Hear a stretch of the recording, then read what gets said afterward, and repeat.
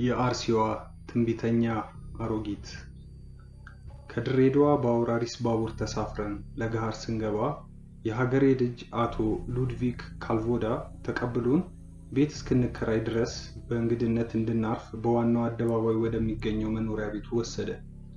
ደከም ያለ ንፋስ በመተኛት ላይ ያሉትን ለምለሞቹንና ረጃጅሞቹን የአዲስ አበባ የባህር ዛፎች ያወዛወዛቸዋል። ራቅ ብሎ የተራቡ ጅቦች ጩኸት ከሩቅ ይሰማል። ለጅቦቹ ጩኸት የአዲስ አበባ ውሾች ከየጎጆው ከፍ ባለ ጩኸት ይመልሳሉ። በዚህ መሃል አንዲት ደረቅ ጥይት ጮኸች። ወዲያው ጅቦቹም ውሾቹም ዝም አሉ። የሀገሬ ልጅ ሉድቪክ ካልቮዳ አንዷን ሲጋራ አጭሶ ይተረኩሳትና አንዲት ቃል ሳይተነፍስ ሁለተኛዋን ይለኩሳል፣ ሶስተኛዋን፣ አራተኛዋን። ብቻ በዝምታ ያስባል፣ ይተክዛል። እንዲህ መተከዙ አይፈረድበትም። እነሆ የሰኔ ወር መጨረሻ 1935 ዓ.ም ነው። የወልወል ግጭት ጣጣ በጠቅላላው ነፃዋ የኢትዮጵያ ምድር ላይ የጦርነት ዳመናውን ከጣለ ሰነባብቷል። ይሄ የጦርነት ዳመና መብረቅ ከወለደ ጦርነት መፈንዳቱ ነው። ጦርነት ተጀመረ ማለት ደግሞ ሉድቪክ ካልቮዳ ለረጅም ዓመታት በአዲስ አበባ ጉልበቱንና ገንዘቡን አፍስሶ የገነባት ድርጅት ፍሬ ማፍሪያዋ ሲቃረብ በጦርነት እሳት መንደዱ ነው። ከዚህ ትካዜው ድንገት ብንን ብሎ ስለ አርሲዋ ትንቢተኛ ሰምተሃል ሲል ድንገት ጠየቀኝ። አልሰማሁም አልኩት። እንዲያው የአርሲዋ ትንቢተኛ አሮጊት አስገራሚ ትንቢት ያወጋኝ ጀመር።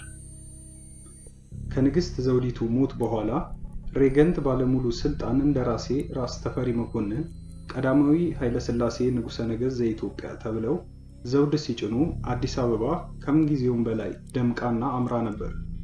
በንግስናው ስነ ስርዓትም ላይ በርካታ የባህር ማዶ ነገስታትና መሳፍንት፣ ፕሬዝዳንቶች፣ ጠቅላይ ሚኒስትሮችና ሌሎች ታላላቅ ሰዎች ተገኝተው ነበር። ከንግስናው በኋላ በአዲስ አበባ የተለያዩ ትንቢቶች በሰፊው መወራት ጀመሩ። የአርሲዋ ትንቢተኛ ትንቢት ግን ከሁሉም ትንቢቶች በልጦ ከአዲሱ ንጉስ ጆሮ ደረሰ። ትንቢቱም ኃይለ ሥላሴ የመጨረሻው የኢትዮጵያ ንጉስ ነው፣ ለረጅም ጊዜ አይገዛም፣ በጠላት እጅ ይሞታል፣ ዘውዱም እስከ መጨረሻው ይወድቃል የሚል ነበር። ይህንና ሌሎቹንም የአርሲዋን አሮጊት ትንቢቶች የሰማው አዲሱ ንጉስ ለመንግስታቸው ጥሩ መሰረት እንደማይሆኑ ተረድተው አሮጊቷን የአርሲ ትንቢተኛ ፈልገው እንዲያመጧት ወታደሮቻቸውን ወደ አርሲ ቢልኩም አሮጊቷን ትንቢተኛ እንዲያመጡ የተላኩት ወታደሮች አንዳቸውም ሳይመለሱ ቀሩ።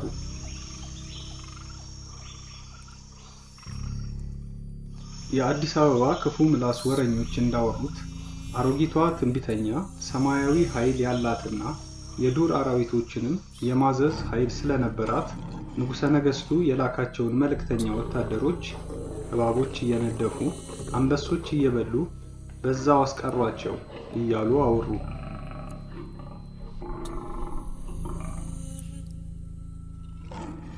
የአርሲዋ ትንቢተኛ አሮጊት ትንቢቶች ከ6 ዓመት በኋላ ሙሉ በሙሉ ባይሆንም በከፊል ተፈጸሙ ነው ወይስ በዛ ጊዜ የጣሊያኖች ፕሮፓጋንዳ እስከ መሃል አገር ድረስ ዘልቆ ገብቶ ነበር?